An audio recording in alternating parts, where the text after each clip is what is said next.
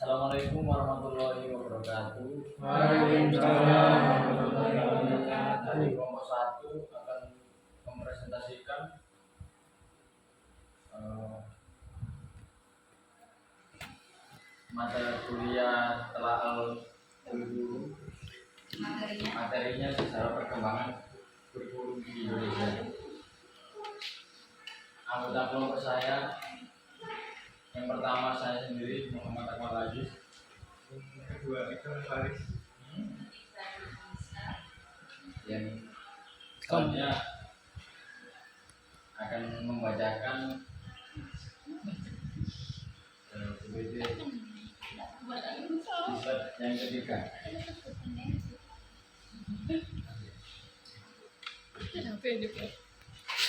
Kurikulum menjadi bagian penting pendidikan searah dengan kemajuan pendidikan yang terus meningkat pada semua jenis dan jenjang pendidikan di Indonesia. Secara resmi kurikulum sejak zaman Belanda sudah diterapkan di sekolah, artinya kurikulum sudah diterapkan sejak saat penjajahan Belanda. Kurikulum adalah alat yang digunakan untuk menggapai tujuan pendidikan dan sebagai rujukan di dalam pelaksanaan pendidikan. Kurikulum menunjukkan dasar atau pandangan hidup suatu bangsa. Bentuk kehidupan yang akan digunakan oleh bangsa tersebut akan ditentukan oleh kurikulum yang digunakan di negara tersebut. Yang pertama, pada zaman dulu zaman dulu menunjukkan bahwa pendidikan lebih banyak dinikmati oleh kelas mana yang mempelajari berbagai bidang seperti teologi, sastra, ilmu pasti, dan seni bangunan. Model pendidikan pada masa itu adalah padepokan yang dikelola oleh seseorang guru dan murid yang mempelajari berbagai ilmu baik umum maupun religius. Sistem pendidikan ini memungkinkan murid-murid untuk keluar masuk sesuai keinginan mereka. Selain itu, dalam sistem sosial, masyarakat perlu pengajaran agama dan penggunaan tulisan pelawat dan Sanskerta juga terstruktur untuk disampaikan pada masyarakat dan kalangan bangsawan. Yang kedua, pada zaman penyebaran Islam, pola pendidikan nuansa Islam dan mewarnai penyelenggaraan pendidikan. Pusat-pusat pendidikan sekar di Langgar atau sekolah, surau,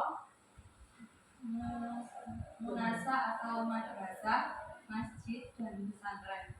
Pesantren sendiri adalah lembaga pendidikan formal tertua di Indonesia. Pesantren diajar oleh seorang kiai dan santri atau murid yang tinggal di pondok atau asrama. Di sekitar pesantren, jumlah pondok pesantren cukup banyak di Jawa, Aceh, dan Sumatera Selatan. Kurikulum pada masa sebelum kemerdekaan, yang pertama masa Pirinide, Indonesia, Kompekni. Ada masa VOC abad 17 sampai 18, sistem pendidikan dikelola oleh presiden. Sistem ini tidak diatur oleh pemerintah, melainkan oleh pastor atau biarawan. Sistem yang digunakan berdasarkan agama Nasrani untuk menggunakan konsep asrama.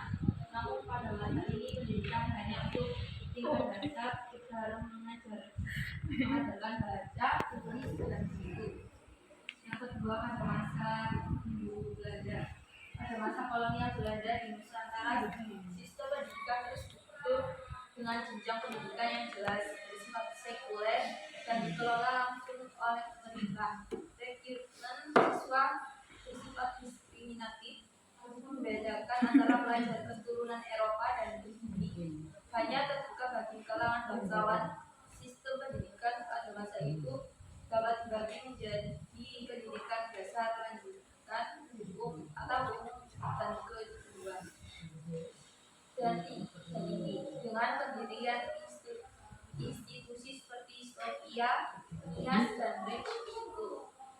Yang ketiga, pada masa kedudukan Jepang, saat Jepang menduduki Indonesia selama Perang Asia Timur Raya, Terjadi perubahan dalam sistem pendidikan bahasa Indonesia dijadikan bahasa resmi pengantar sekolah, menggantikan bahasa Belanda atau bahasa daerah sebelumnya. Sistem pendidikan pada masa kejajahan Jepang terdiri dari pendidikan dasar atau kokunin, gampo atau sekolah rakyat, pendidikan lanjutan atau shuto jugapo atau sekolah menengah pertama, dan foto jugapo atau sekolah menengah tinggi, pendidikan kejuruan dan pendidikan tinggi.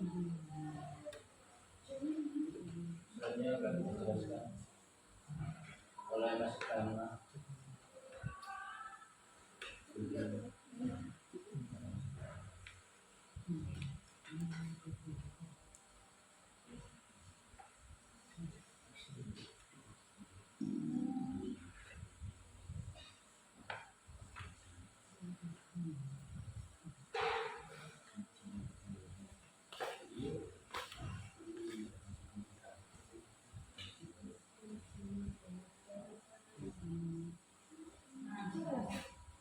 Rencana pelajaran 1947.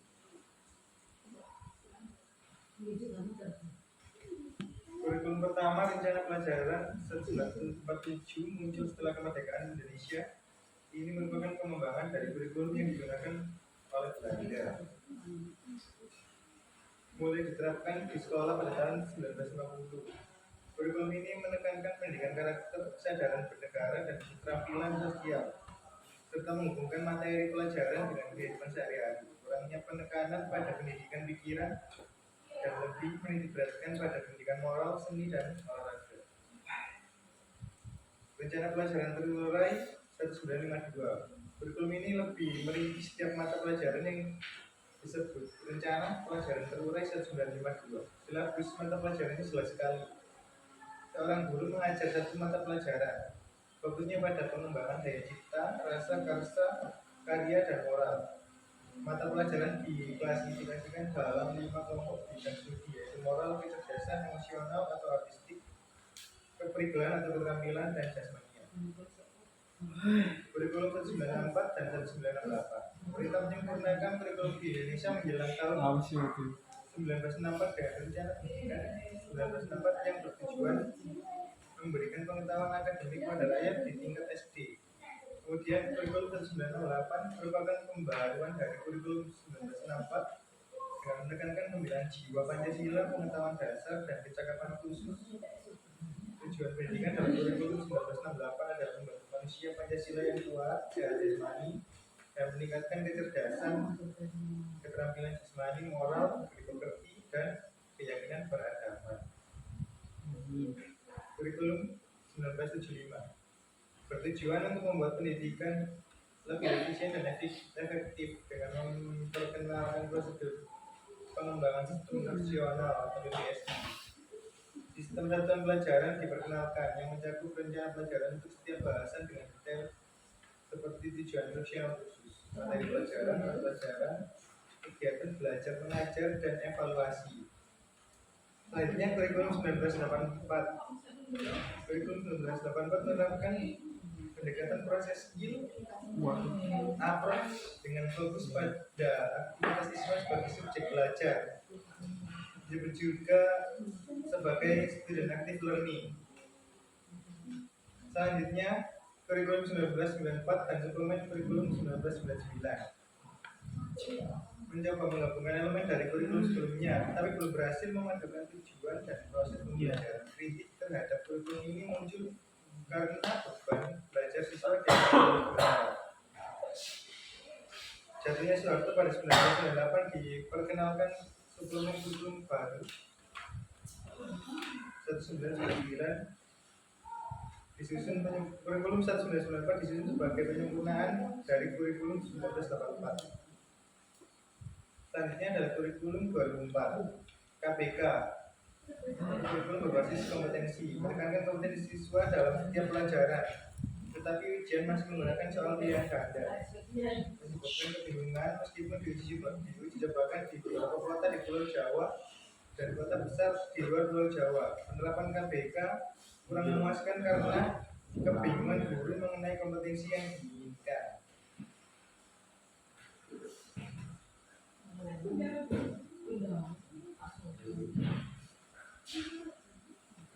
8 kurikulum tingkatan satuan pendidikan dalam tanda kurung KTSP 2006. Pada awal 2006 uji coba KPK dihentikan dan digantikan oleh KTSP. Meskipun pelaksanaan KTSP masih menemui kendala, secara umum tidak banyak perbedaan dengan kurikulum 2004. Yang paling mencolok adalah guru memiliki lebih banyak kebebasan dalam merencanakan pembelajaran sesuai dengan situasi siswa dan sekolah. Kurikulum terbaru KTSP 2006 memberikan otonomi kepada sekolah, memungkinkan guru untuk menjadi profesional yang lebih mandiri dalam menyelenggarakan pendidikan. Kesembilan, kurikulum 2013. Kurikulum 2013 atau K13 menempatkan standar kompetensi lulusan sebagai pokok utama dalam pembentukan mata pelajaran. K13 menyesuaikan kurikulum dengan kebutuhan zaman saat pada masa depan, serta menekankan pada kreativitas siswa.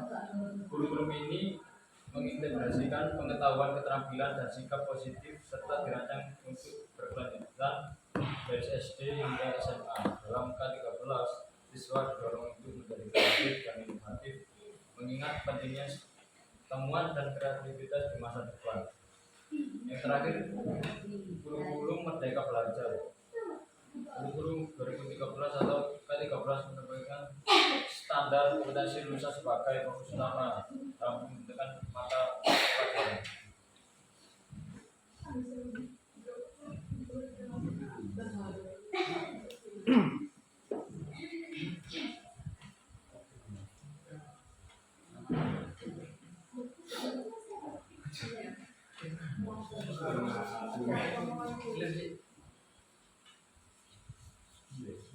Saran dan kesimpulan, kurikulum di Indonesia telah ada sejak zaman kerajaan dan sebelum kemerdekaan. Meskipun pada awalnya kurang kompleks, sejak kemerdekaan Indonesia telah mengalami sekitar 10 kali pergantian kurikulum. Perubahan ini bertujuan untuk memperbaiki sistem pendidikan dan mengikuti perkembangan zaman. Meskipun pelaksanaannya belum optimal karena kurangnya pemahaman dan pemaknaan baik dari pengajar maupun peserta didik yang mengakibatkan masalah dalam pendidikan. Dunia menerapkan kurikulum baru penting untuk melakukan sosialisasi, pelatihan, dan persiapan agar tidak menimbulkan masalah dalam pendidikan. Yang terima.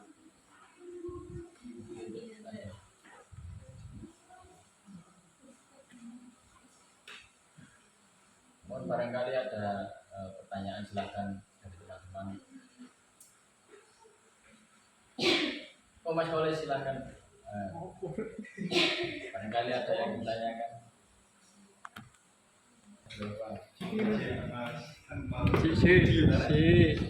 Dan juga Mas Faris dan Mbak Bila terkait dengan masalah ya, apa yang Anda katakan tadi terkait secara kurikulum yang ada di negara kita. Jelas kan kurikulum itu sampai hari ini kan memang berubah mulai dari zaman sebelum reformasi sampai setelah reformasi kan begitu. Pertanyaannya dua, yang satu, perlukah kurikulum itu berubah? Kemudian berikan alasan mengapa harus berubah kalau memang perlu berubah. Bisa dipahami pertanyaannya? Itu saja, terima kasih. Ada dua. Saya Dua. Oke. Saya akan jawab pertanyaan dari Mas Yuwasa. Oh iya, silakan. Kurikulum itu harus selalu berubah agar sesuai dengan perkembangan zaman.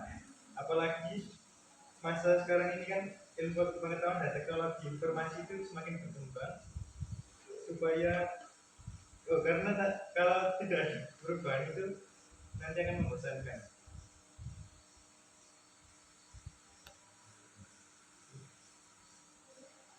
Sudah seperti ini.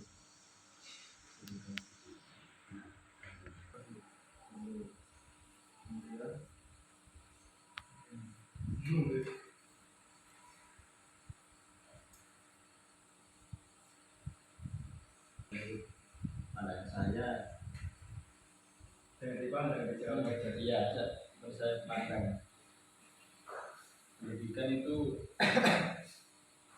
fungsi dari kayak kodrat dari pendidikan yang tadi kurikulum aku menjawab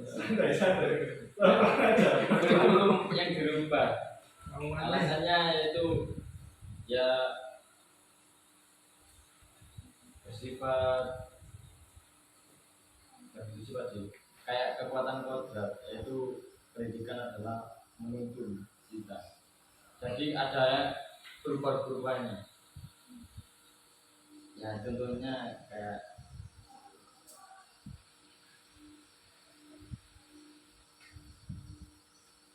kita itu harus mengikuti perubahan perkembangan teknologi tadi, perkembangan zaman, pengaruhnya ya lingkungan juga ya belum bisa direalisasikan tadi.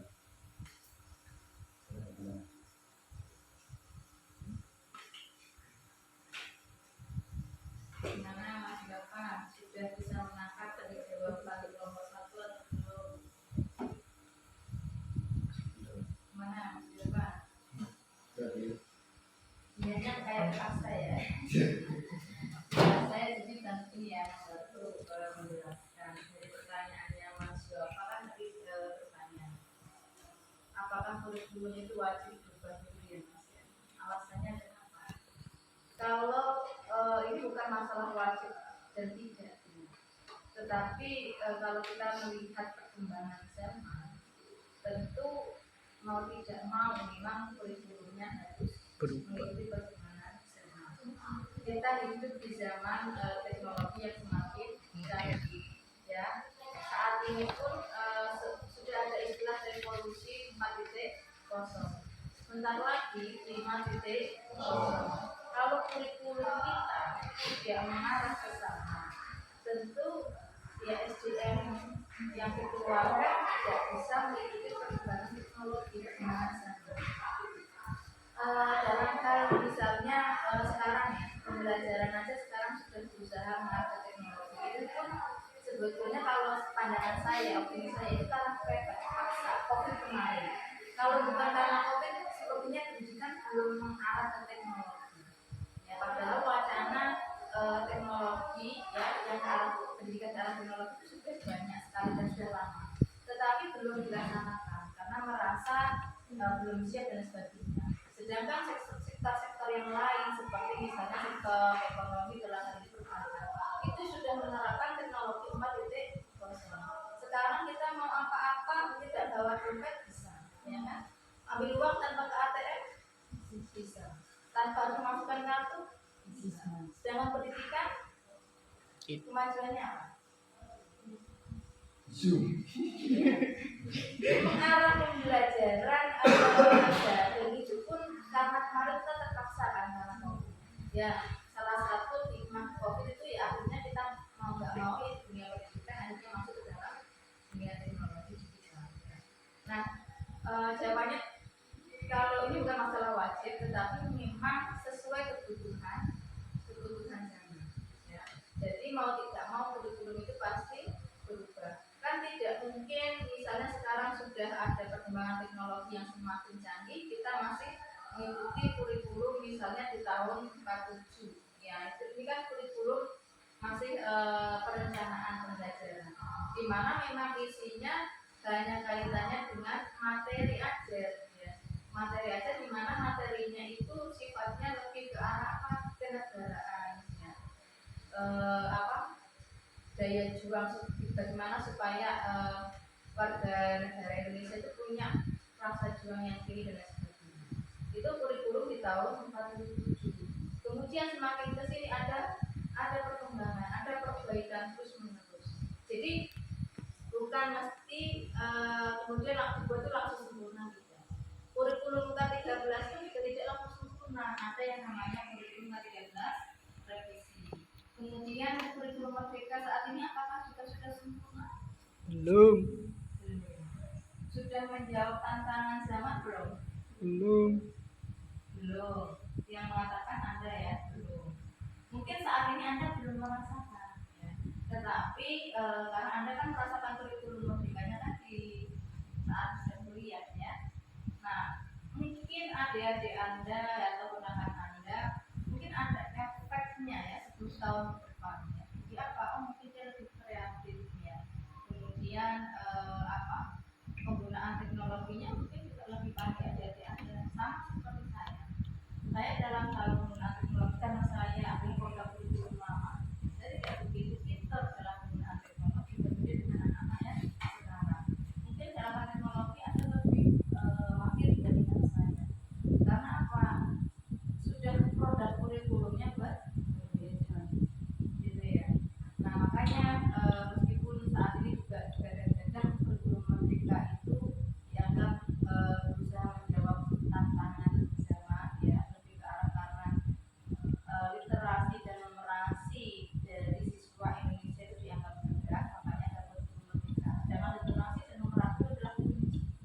Orang mau pinter, itu kan kuncinya dia harus banyak apa? Iya banyak wawasan. Orang banyak wawasan pasti pinter. Wawasan itu dapat dari mana? Salah satunya adalah itu ya Mas Bapak perkembangan kurikulum. Pertanyaannya jawabannya bukan karena wanita pendidik, tetapi mengikuti perkembangan. Kalau zamannya saat ini adalah revolusi 4.0 di mana semuanya serba teknologi, tentu ya diharapkan SDM-nya nanti keluarannya adalah dia masuk dalam penggunaan teknologi. Tetapi harapannya di dalam pendidikan itu tidak dalam kurikulum juga tidak mengesampingkan hakikat dari manusia sendiri ya, perkembangan manusia ya, bakat minat itu harapannya tidak dikesampingkan. Misalnya contoh ya, Anda mungkin tidak bisa jadi ya, mohon maaf ini hanya contoh, bakatnya tidak di dunia pendidikan, Anda dipaksa masuk dunia pendidikan dibandingkan dengan teman Anda yang memang dia dari awal motivasinya adalah supaya dia menjadi pendidik. Pasti ketika proses pembelajaran juga akan berbeda. Nah harapannya di dalam pembelajaran itu juga memperhatikan bakat dan juga minat siswa. Kurikulum juga begitu, harusnya mencakup dengan bakat dan minat siswa. Supaya apa? Ya supaya sesuai dengan hakikat dari manusia itu sendiri. Saya pernah menonton sebuah dokumen ya, seperti video di situ menyatakan bahwasanya sistem pendidikan kita itu seolah-olah diibaratkan seperti ikan yang dipaksa untuk memanjat kelapa atau memanjat pohon. Bisa nggak ikan itu memanjat kelapa? Tidak bisa. Nah, karena tuntutan teknologi, tuntutan zaman, ya harusnya memang itu kurikulumnya berubah mengikuti dengan akhirnya arahnya adalah teknologi pendidikan. Kalau kurikulumnya masih tetap sama seperti terdahulu, ya sama aja siswa-siswa kita dipaksa, ibaratnya siswa kita adalah ikan, itu dipaksa untuk memanjat pohon. Bisa tidak? Tidak bisa. Itu ini ya tambahan dari saya. Barangkali ada yang mau bertanya lagi ke kelompok 1.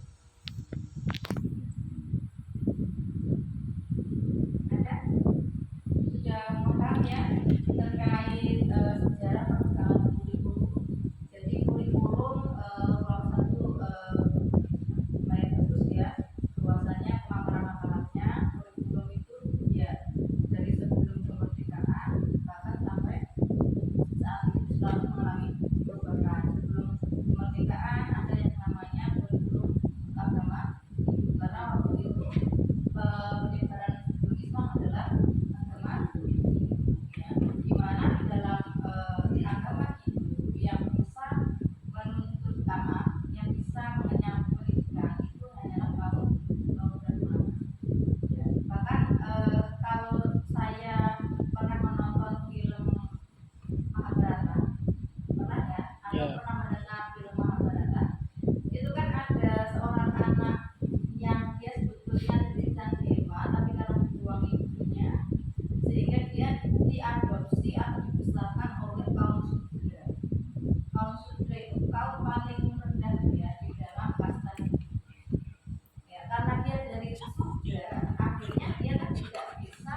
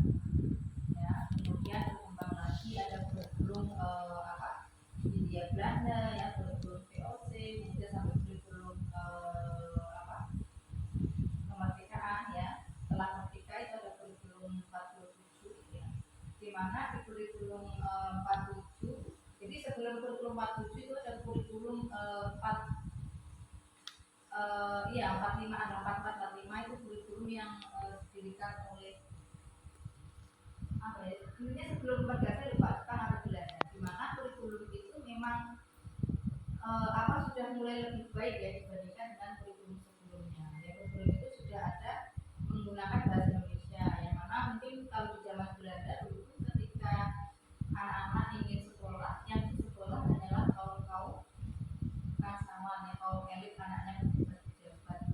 Tidak hanya pejabat orang Belandanya, tetapi juga pejabat misalnya pemerintah kota atau pemerintah daerah. Ya, itu zamannya Belanda seperti itu. Jadi yang mendapatkan pendidikan hanya keturunan Belanda sama orang pribumi, tapi yang dia adalah anak siapa? Bangsawan. Jadi Anda jangan heran kenapa presiden pertama kita ini kok bisa sampai sekolah tinggi.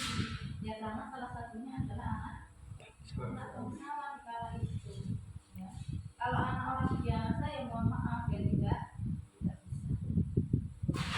Sehingga ada perbedaan, kembali ada perbedaan kasta lagi sebetulnya. Ya, kemudian ada kemerdekaan, ada kurikulum 47 ya, di mana isi materinya itu lebih ke arah supaya menguatkan kebangsaan, ya, menguatkan kebangsaan, rasa kebangsaan keluarga Indonesia, itu Indonesia. Kemudian ada kurikulum 52 nya adalah penyempurnaan dari kurikulum 47 ya. Maju lagi ada kurikulum 64 dan kurikulum 68. Nah, sampai kurikulum 84. Nah, kurikulum 84 ini kurikulum dikenal dengan CBSA ya. Bagaimana siswa itu belajar untuk aktif. Nah, ternyata CBSA juga dirasa masih banyak kekurangannya, sehingga muncul ada kurikulum 2024 ya, KPK. Kalau CBSA saya masih menangi karena CBSA termasuk lama di kurikulumnya. Kemudian tahun 2024 diubah lagi menjadi kurikulum KPK. Ya, ini saya juga menangi, Anda tidak menangi mungkin ya.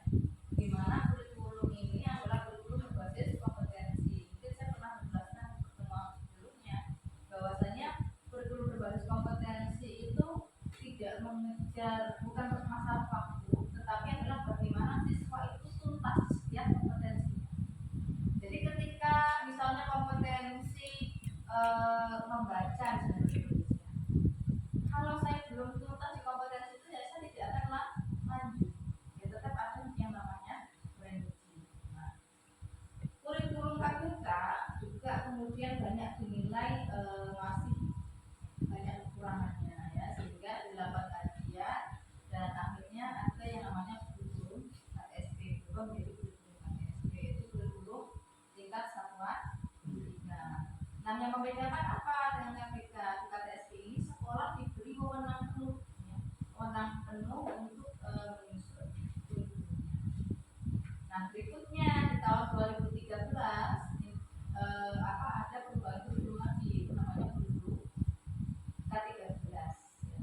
K13 terus dicobakan setahun ya, 2 tahun, kemudian dilaksanakan, ternyata ada dianggap masih banyak kekurangannya, ada yang namanya kurikulum K13 revisi ya.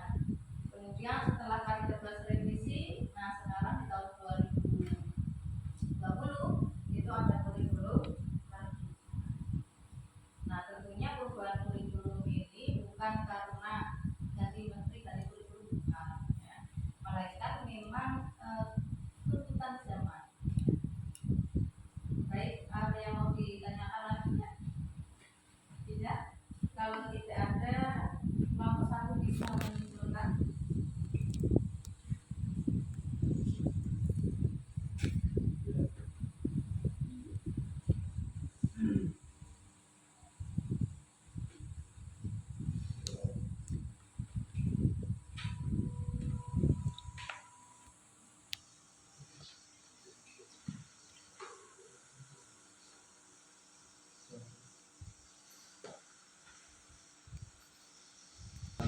Kurikulum di Indonesia telah ada di zaman kerajaan dan sebelum kemerdekaan.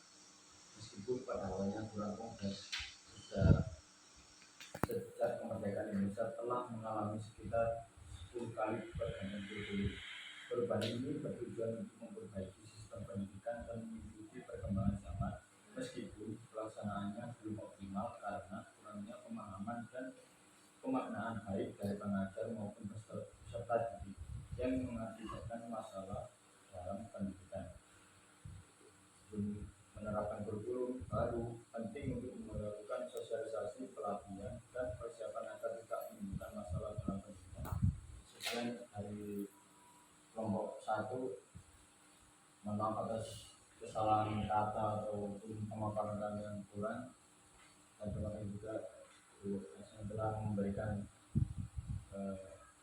pendapat jawaban. Sekian dari kami. Assalamualaikum warahmatullahi wabarakatuh. Waalaikumsalam.